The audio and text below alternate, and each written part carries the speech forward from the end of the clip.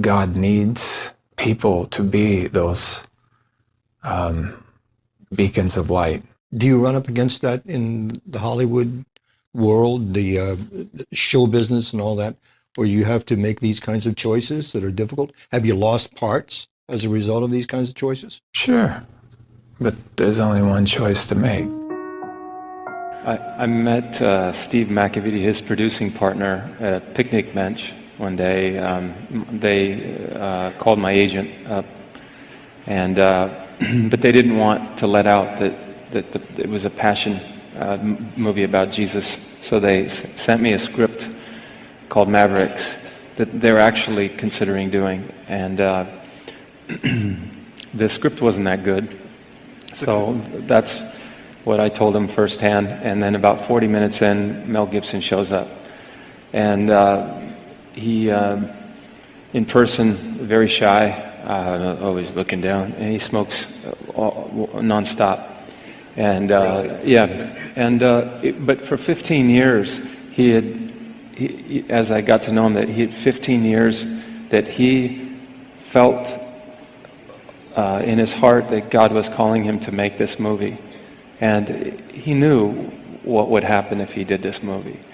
And eventually, they used the surfing movie as a front, and he started talking about Jesus this and Jesus that, different thing, and I'm looking at him thinking about Jesus on a surfboard. Do you want me to play Jesus? And he says, yep. And the next day, he called me at home, and he tried to talk me out of it. And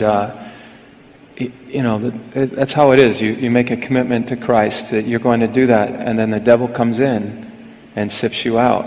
And all of a sudden, I shouldn't have had this meeting. I shouldn't have done this. I've done all these things, and people will find out eventually that this is the kind of person I am, and I can't do this movie. I'm the wrong guy. I shouldn't direct this. And so he called me. He says, if you do this movie, you may never work in this town again. I don't want to be responsible for that. And I felt the fear because I thought of all the nice things that I have, and I realized that God had got me into this business, that my talent came from God, not from man. And so I said, look, man, we're all called to carry our own cross. If you don't pick up and carry your cross, you will be crushed by the weight of it. He got real quiet on the phone, and I said, oh my. He said, what? I said, I just realized my initials are JC, and I'm 33 years old. And he says, God, you're freaking me out. And hung up the phone. Initially, I just said, all right, here's a script. I read it. And, okay, this is what you do with any script, and I start researching it. And this one was right to the Bible. But what was amazing is that everybody wants resurrection. Nobody wants suffering. But can you have the gold medal without suffering? Mm-hmm. Can you sit on... Does a man, when he's sitting there and his country's flag is going up and he's got a gold medal around his neck and he's weeping, is he going, I'm crying because Nike just called and is giving me a $30 million contract? That right. Must be it. Yeah. Or is it that I see the sacrifice, I see my family suffering, I see them you're joined to a lot of other people that have given so much into your country and to people that have given their life for God, and paying with their own blood, and you hear the Star-Spangled Banner. Much the same way, in this piece, I wanted this thing to transcend. If I'm going to do this movie, I don't want to do the passion of mediocrity or something that is a little pagan, that he wasn't handed over by his own, that only the Romans were so responsible.